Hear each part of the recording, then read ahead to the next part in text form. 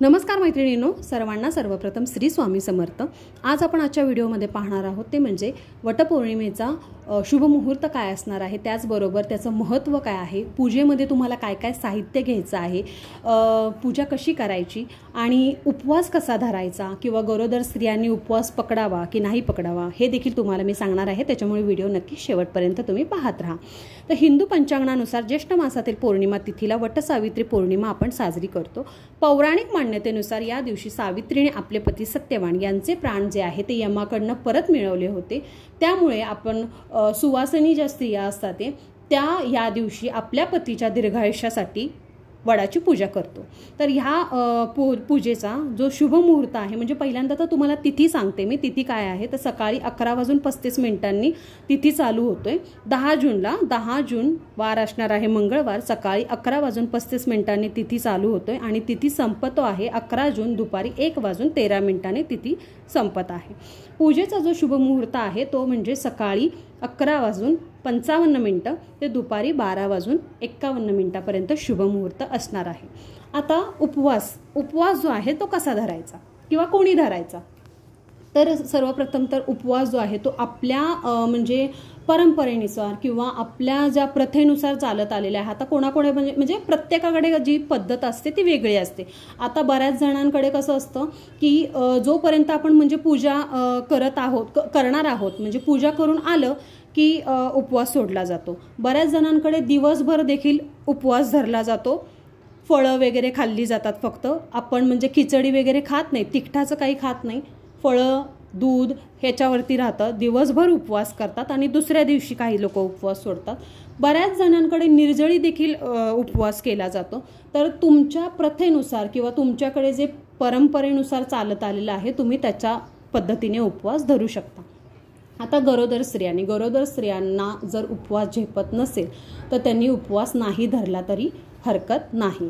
तर आता पूजा कशी करायची मी तुम्हाला ते सांगते।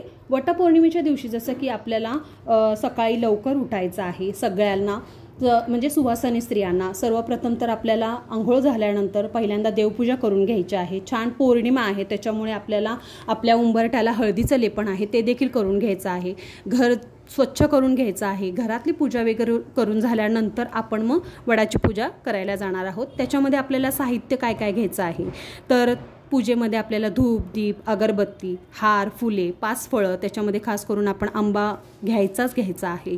जसं की सुवासिनींचा आपला जो साजशृंगार असतो म्हणजे ओटीचं आपलं सगळं जे साहित्य असतं त्याच्यामध्ये ब्लाऊज पीस म्हणा, म्हणजे ओटीचं ब्लाऊज पीस आहे, बांगड्या आहे, कुंकू आहे, ते सगळं घ्यायचं आहे आणि एका ताटामध्ये आपण ते सगळं, आणि सर्वप्रथम सगळ्यात महत्त्वाचं म्हणजे आपल्याला धागा, वडाभोवती आपल्याला गुंडाळण्यासाठी जो लागतो तो धागा, तो देखील घ्यायचा आहे। हे सगळं साहित्य एका ताटामध्ये आपण तयार करून ठेवणार आहोत आणि नंतर आपण देखील स्वतः छान असं एक साजशृंगार करणार आहोत। जसं की शक्यतो करून हिरव्या, पिवळ्या, गुलाबी, जांभळ्या रंगाच्या साड्या, छान अशा कलरफुल अशा साडी नेसायच्या, शक्यतो करून काळपट वगैरे असणाऱ्या साड्या नाही नेसायच्या।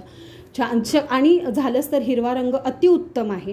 हिरव्या छान बांगड्या घालायच्या आहे, नाकात नथ, परत गळ्यामध्ये आपलं मंगळसूत्र, पायात जोडवी, भांगेत कुंकू, छान असं साजशृंगार करून आपल्याला वडाची पूजा जी आहे ती करण्यासाठी जायचं आहे।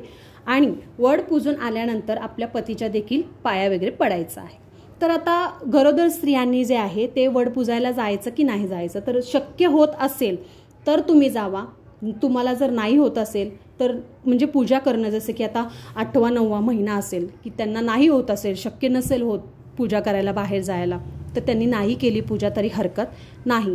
पण आपण जरी गरोदर स्त्री असतील तरी त्यांनी तिथे पूजेला गेल्यानंतर वडाभोवती ज्या आहे त्या फेऱ्या मारायच्या नाही। त्याचप्रमाणे ओटीमध्ये, दुसऱ्यांच्या ओटीमध्ये धान्य वगैरे जसं की आपण फळ आणि धान्य देतो ते द्यायचं नसतं।